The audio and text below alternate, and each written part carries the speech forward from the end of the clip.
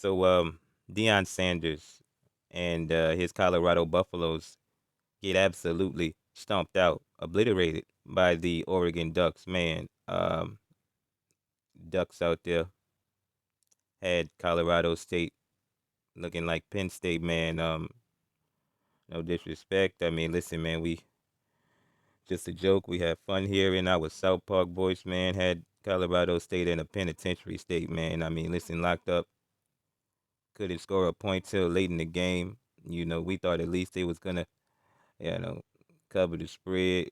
You feel me? It is what it is. Shout out to Oregon State. Listen, man. Last week, when Travis Hunter got knocked out of the game, Michael Irvin and Keyshawn Johnson alluded to the fact that it could most likely that they believe that it was most likely related to some sort of a bounty. You know, we were gonna speak on that, but we just let it slide, right? Now, the following week, um, back to back weeks, here comes Joe Klatt and Keyshawn Johnson coming out the woodwork saying that there was collusion to go against Colorado State so they can get stumped out. Um, Keyshawn. Well, you know what? Let's just listen to what he has to say. You understand? Ain't nothing to say. You got to tell these kids. Wait, Listen, heard from another assistant rep. I want to let you finish. So I spoke to somebody in the coaching fraternity right after the game, and they know some people that coach at Oregon, and they was telling me, they said, "Man, I've never heard from another assistant coach of how much information was being given to that staff about." No, I'm being real with it about game planning against Colorado, right, so they can beat them. That everybody was stacked. They was stacking. That's the reality of it. I ain't making this up. No. I ain't gonna just.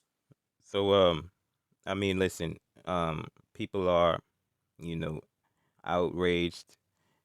People are acting as if they didn't see this coming, man. Listen, look, man, people that have been, most people that work the same job for years and years and years and years, for them to keep that job, a lot of those people have to do a lot of, you know, uh, pride sucking and meat tucking, and they have to put up with, you know, uh, they have to put up with getting degraded and getting disrespected and things. They have to sit and take a lot of BS. You know what I'm saying? And when they see, some of these coaches, man, they work, you know, they don't get paid a lot. When they at the bottom, get paid about 20 bands.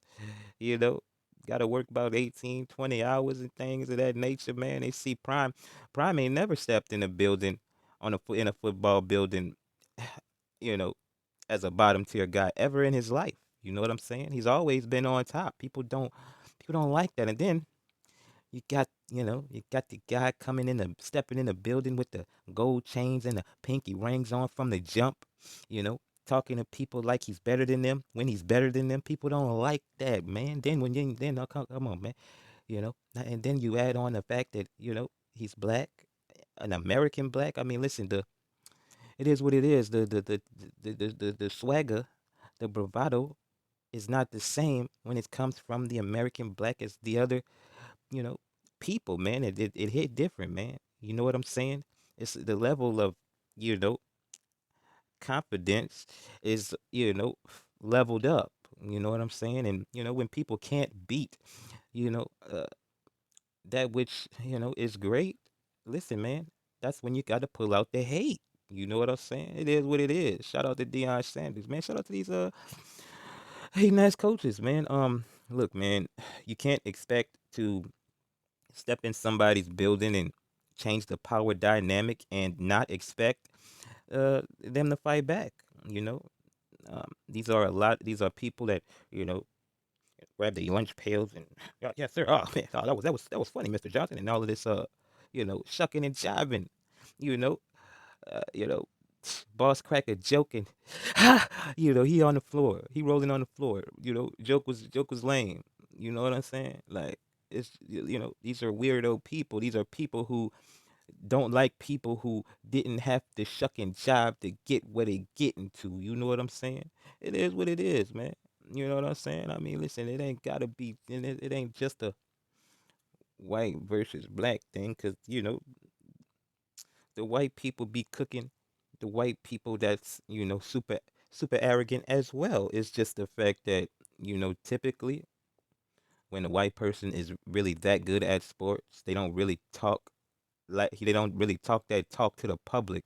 They'll talk that talk to the people in the on the field and on the court, but they not gonna really talk that talk to the public. You know what I'm saying? And tell the public, yeah, I'm really like that. And there ain't nothing these guys gonna do. Ain't nothing you fans gonna do that's really gonna stop me. You're gonna have to bask in my greatness. And I like that. You know what I'm saying? They not, the white people are really not coming like that. And the ones that did, they really wasn't that good. So it opened up an even bigger doorway for them to get cooked. You know what I'm saying? People don't like a arrogant SOB, man. It don't matter what it is, man. A lot of people don't like that. You know what I'm saying? It just, if you know, got that, certain, you know, it is what it is. Let's see what Joel Klatt got to say about this.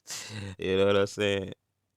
There are a lot of people out there, whether they are opposing fans, maybe some in the media, but more specifically, coaches around America that do not like what's going on at Colorado. They don't like it. They don't like it at all. You can feel it. You can sense it. That's the emotion that we saw in the pregame speech. He doesn't like it. He doesn't like the attention that they've gotten. In their mind, they're like, for what? For what? They don't like the eyeballs. They don't like the fact that so many people have watched that. They don't like the fact that 60 Minutes was in Boulder. They don't like the fact that the Pat McAfee show was in Boulder and First Take was in Boulder. And now this week, Undisputed is going to Boulder. And Big Noon Kickoff is going back to Boulder for the third time. They don't like it at all. They want it to end. And in his mind, he was ending it. They were going to go out there on Saturday and embarrass Colorado. That was the entire goal. The entire goal was to embarrass Colorado. It was to embarrass Deion Sanders. It was rehearsed. All of it. All of it. They don't like it. And there's a lot of coaches like that. A lot of coaches like that. And Deion's right. There is going to be a target on his back. And he's right. They don't like it because of Deion. They don't like that everybody in America wants to see what's going on at Colorado. But here's the thing that they don't realize. They won't end it just by beating him. You beat him into the ground by the 11-minute mark of the first quarter. It was 13-0. You were going for a fake punt. Colorado was not going to win that game, and everybody knew it after the first two series of the game. Everyone. Everyone. And guess what? Still might be the top-rated game of the day. It's not going to stop. People want to see what's going on because Deion Sanders is a sporting icon in this country. Shout out to Joel Klatt, man. Know what I'm saying? Yeah, listen, he's taking the spotlight from these people that have been in the game, the college game for however so long. The spotlight is all on him. The whole country is trying to see what's going on with Dion specifically, man, white and black and Asian and you know Latina and all of this. You know what I'm saying? But man, the cultural structure as far as grinding, make it going from the bottom to the top. You know what I'm saying? It's broken. It's breaking. You know what I'm saying? And these guys, like Joel Class said, they do not like it, man. They sense danger when it comes to their livelihoods as far as their careers and things. Because yes, there is not going to be another Prime that's going to step up in the building and do things like Prime is doing. We would assume over here with these mega facts, but that's not. That's just an assumption, man. At the end of the day, Prime is a Hall of Fame player. You know what I'm saying? And there's a boatload of those guys out there that you can throw on top of a college football team. You know what I'm saying? You know, um, Shout out to these college coaches, man. We're not surprised, that they trying to do what it takes to chop down Dion and Colorado State at the legs. You know what I'm saying? At the knees, rather. Um, it doesn't surprise us at all. Um, it's expected. You know what I'm saying? Power does not give up its power willingly. You got to take that, man, and listen. There's gonna be some big old fight that's gonna come with that, man. Every time, man. It is what it is. Got to roll with the punches, punch back, duck. You know what I'm saying? Couldn't duck them ducks. Got ducked out by them ducks. Shout out to the ducks, man. You know what I'm saying? Shout out to Deion Sanders. You know. Shout out to Keyshawn Johnson. Shout out to Joe Klatt, man. It is what it is, man.